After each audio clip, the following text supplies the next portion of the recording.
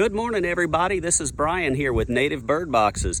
Hopefully you all have subscribed to the channel so that way you'll continue to get these wonderful updates, and maybe you've even shared it, so we greatly appreciate you doing that for us. One thing we're out here doing today is we're looking at all the bird houses on this particular property, but we specifically are cleaning out purple martin houses since they've already migrated or started their process in migration back to South America at most sites. So we're going to clean those bird houses out, make sure that they are lowered so that way a summer storm doesn't destroy them. But one other thing we're doing, checking last in movement inside the bird houses, specifically for any red-bellied woodpeckers or great crested flycatchers. There may be a bluebird here and there.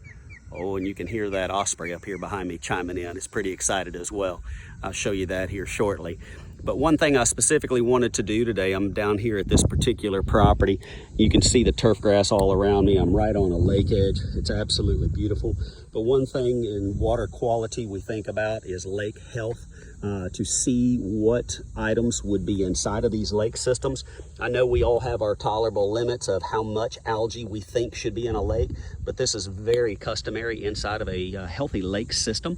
That's where our small fish are able to survive and live, as well as the larger fish would put eggs inside of there. If I was a duck or a heron, I would also be in there dabbling and looking for something to eat, but as well, it would be a great location for me to be able to forage. One thing specifically I want to show you, people ask all the time, how can we improve our lake edges?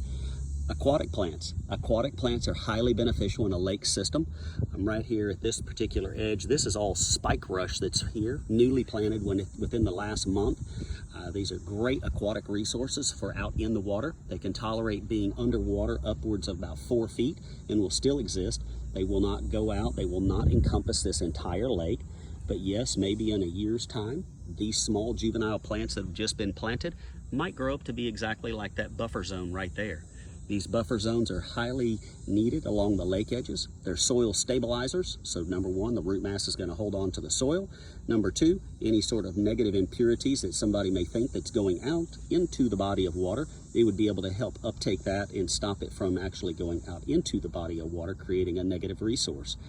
But these plants are absolutely wonderful and beneficial. You can see all of them, how they've been planted along this lake edge. This is absolutely fantastic. Whenever they get to a certain point, say like this here, whenever the root mass and the plant is matured, these are great locations for the fish to be able to lay their eggs, frogs to lay eggs, turtles to be able to forage, as well as many other species. And this is what brings on more and more wildlife of our herons and our egrets wanting to be able to feed from there. As well, up here in this higher zone, here's a bunch of canna lilies that have all been planted.